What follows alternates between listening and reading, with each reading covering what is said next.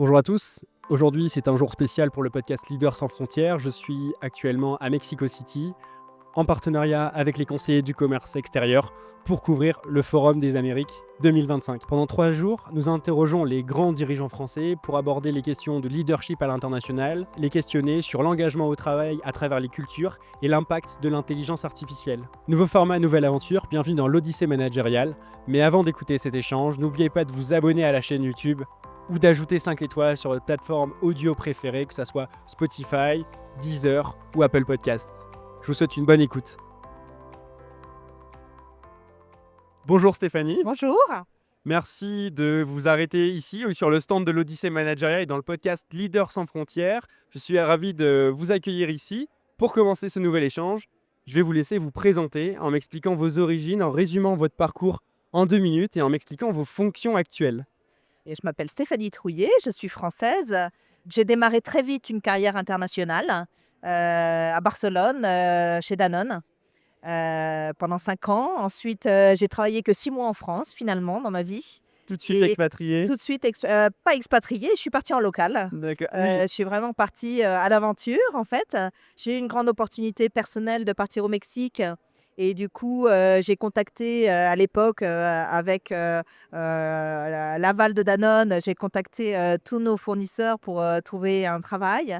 Et j'avais une compagnie que j'aimais particulièrement, qui était Man. Moi, j'ai toujours été passionnée par les arômes et parfums. Et j'ai toujours rêvé de rentrer travailler dans l'industrie des arômes et parfums. Et du coup, j'ai saisi l'opportunité et j'ai été embauchée à Man Mexico. Je suis passée par plusieurs postes techniques parce que j'ai un background de chimiste. Et puis petit à petit, sans doute pour mon engagement, puis aussi parce que moi j'aimais la société, j'ai gravi un petit peu les échelons. Je suis restée 23 ans au Mexique et là je viens d'être promue comme présidente de la région Amérique pour les arômes et parfums. Et je suis basée à New York depuis le mois d'août dernier. Voilà. On tourne actuellement ce podcast au Mexique, à Mexico City. Nous sommes actuellement au Forum des Amériques 2025, organisé par les conseillers du commerce extérieur. Pourquoi êtes-vous venu au Forum ?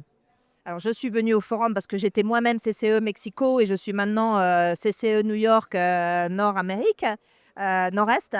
Et je suis venue pour partager avec d'autres collègues, pour revoir mes anciens amis, pour apprendre, pour écouter aussi les grandes tendances. On est vraiment dans un contexte géopolitique très changeant. Donc, c'est toujours intéressant d'écouter les perspectives aussi bien de l'État français que de nos collègues CCE. Et donc, voilà, c'est très agréable, très sympathique. Des très, très belles conférences, de très belles tables rondes. Je suis vraiment contente d'être venue et d'entendre et d'avoir pu moi-même participer à une table ronde et puis écouter justement tous ces témoignages.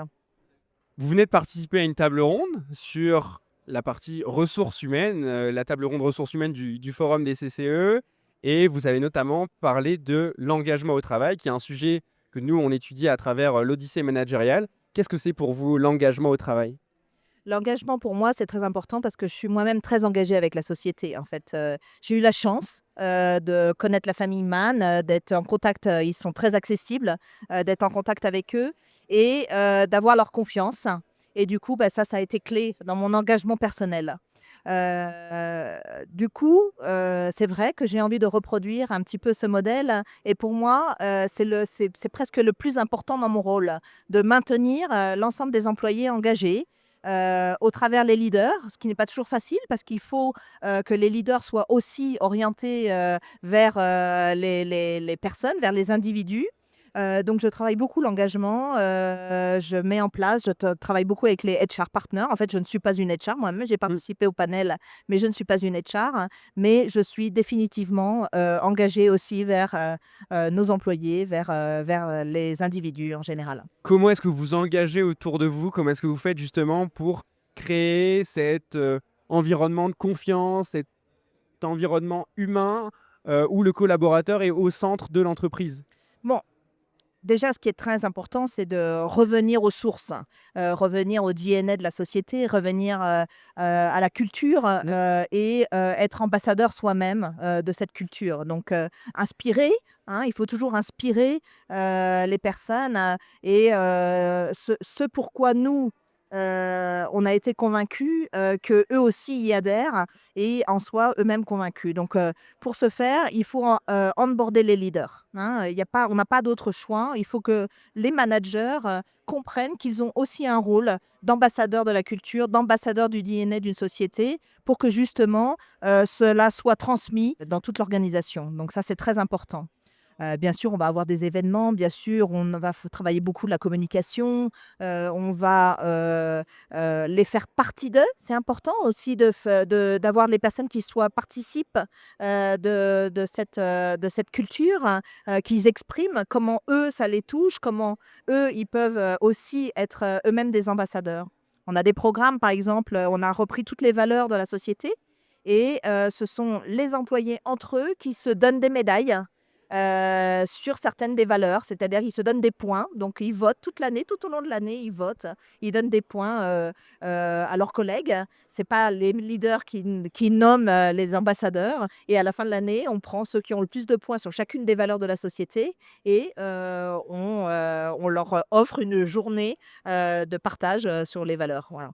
Et comment ça se passe? C'est quoi? C'est hebdomadaire? Et comment est-ce que, d'un point de vue pratique et opérationnel, comment est-ce que les collaborateurs se transmettent, ces bons points sur les valeurs de l'entreprise? Ah bah ça, c'est quand on veut. D'accord. C'est quand on veut. Moi, je demande aux managers, je dis: «Faites l'effort de le faire». C'est aussi, très sympathique d'avoir des managers qui soient capables d'aller, remettre une médaille, sur, quelqu'un d'autre. Ce qui est intéressant, c'est que non seulement on met le kudo, mais en plus on doit expliquer pourquoi. Donc quand imaginez un employé qui reçoit donc, par an, on arrive à distribuer 500, kudos, avec un petit mot de: «Tiens, je reconnais chez toi que tu as la valeur, du, teamwork», et donc la personne, du coup, est très satisfaite d'avoir ce petit kudo, à la fin de l'année, et à la fin de l'année, lors de l'événement de fin d'année, on fait une, cérémonie de remise de prix, des kudos. Voilà. D'accord.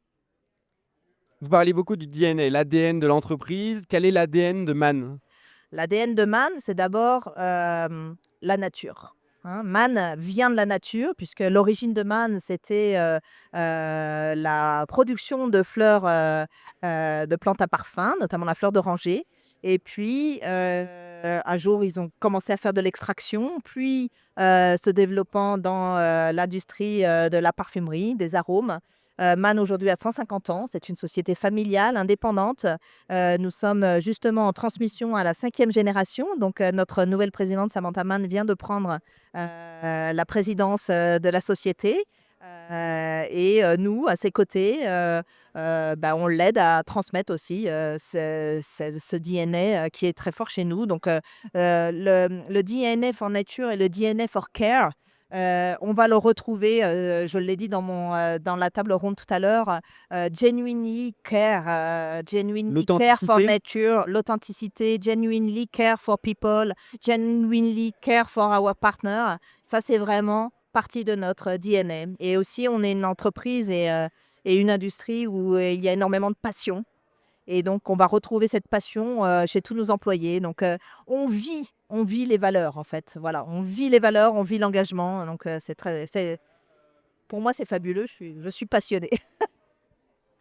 Est-ce que vous avez un livre de chevet à me recommander, que vous avez plaisir à relire, qui vous accompagne, au quotidien, ou qui vous a accompagné à certains moments de votre vie?